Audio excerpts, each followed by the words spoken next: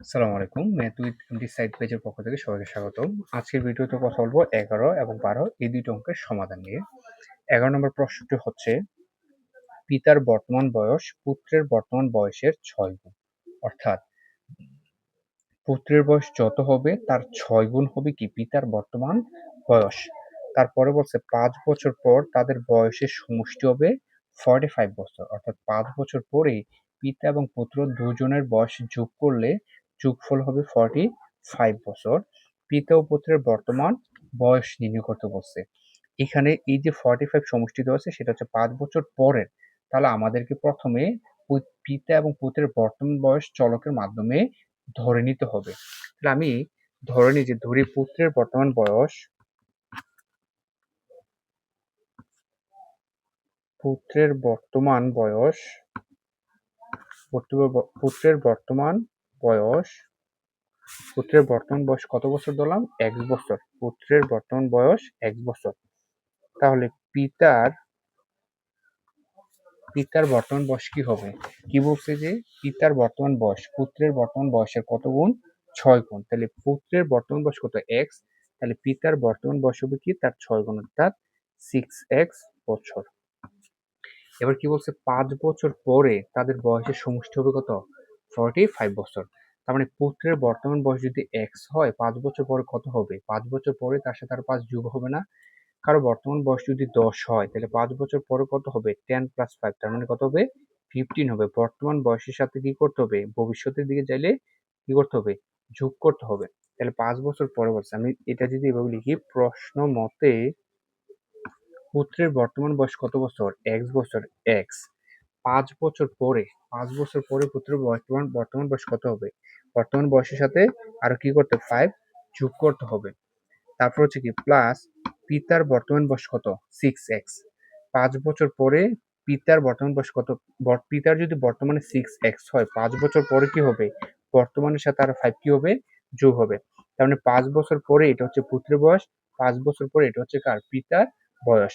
আর মাঝখানে কেন যোগ করছি? বলছে 5 বছর পরে তাদের সমষ্টি, মানে যোগফল হবে কত? 45। তাহলে ইকুয়াল কি লিখবো? 45।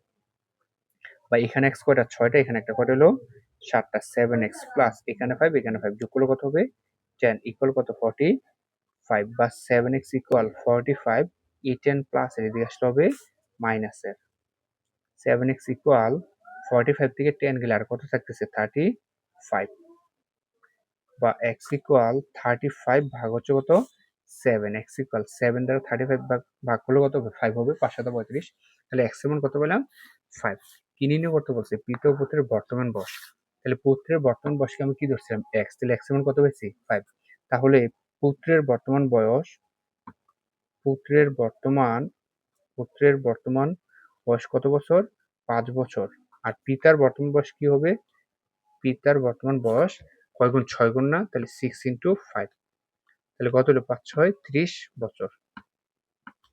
তাহলে 5 বছর পরে 45 কিভাবে হয়? পুত্রের বর্তমানে 5 হইলে 5 বছর পরে কত হবে? 10। পিতার বর্তমানে কত বছর? 30 বছর। 5 বছর পরে কত হবে? 35। 35 আর 10 যদি যোগ করি কত হয়? 45। ঠিক আছে? এখন হচ্ছে আমরা দেখব 12 নম্বর অঙ্কের সমাধান। 12 নম্বর প্রশ্নটা কি? 12 নম্বর হচ্ছে সারা ও সাবার বয়সের অনুপাত হচ্ছে কি? 2:3। তাদের দুজনের বয়সের অনুপাত 2:3। তাদের দুজনের বয়সের সমষ্টি হচ্ছে কত? 30 বছর। কার বয়স কত? তার মানে সমষ্টি দেওয়া আছে না? তাহলে আমরা এই অনুপাত থেকে একটা সমষ্টি বের করবো। তার জন্য আমরা যেটা করবো, অনুপাতের একটা সাধারণ রাশি ধরে নিব। যে ধরি অনুপাতের সাধারণ রাশি x। ধরি অনুপাতের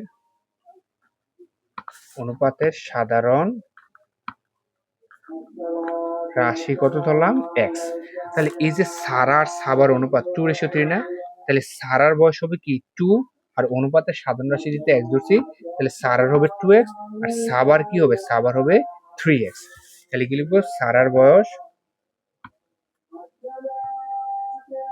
2x বছর। আর সাবার বয়স কি হবে? সাবার বয়স হবে কি? 3x বছর। অর্থাৎ অনুপাতের সাধারণ রাশি যেহেতু x ধরছি, এখন সারার বয়সটা হবে কি? 2 এর সাথে একটা x দিলে 2x। আর সাবার বয়স হবে কি? 3 এর সাথে x দিলে 3x। এখন দুজনের বয়সের সমষ্টি কত বলছে? 30 বছর না? তাহলে প্রশ্ন মতে প্রশ্ন মতে সাবা আর সারা দুজনের বয়সের সমষ্টি বলছে কত বছর? 30 বছর। তাহলে সাবার বয়স হচ্ছে 2x, সারার বয়স হচ্ছে 2x, আর সাবার বয়স হচ্ছে 3x। তাহলে এই দুইটার যোগফল কত হবে? 30 হবে। এখানে এক্স কয়টা? 3টা, আর এখানে হচ্ছে 2টা। তাহলে টোটাল হইল কয়টা? 5টা, তার মানে 5x। 5x ইকুয়াল কত? 30। এক্সের সাথে 5 কি আকার আছে? গুণাকারে। এদিকে আসলে কি হবে? ভাগ হবে। ভাগ হয়ে কোথায় বসে? নিচে বসে। তাহলে এক্স ইকুয়াল 30/5। 5 দ্বারা 30কে ভাগ করলে কত পাচ্ছি? 6। তার মানে এক্সের ভ্যালু কত পাচ্ছি? 6। সাবার বয়স কি ছিল? 2x। সরি, প্রথমটা হচ্ছে সারা, তাহলে এটা হচ্ছে সারার বয়স কি 2x না? তাহলে এই যে 2 এর 2 ইন্টু এক্স, এক্সের মান কত পাইছি? 6। 6 দুগুণে কত? 12 বছর। আর সাবার বয়স কত ধরছিলাম আমরা? 3x। তাহলে 3 ইন্টু এক্স, এক্সের মান কত পাইছি?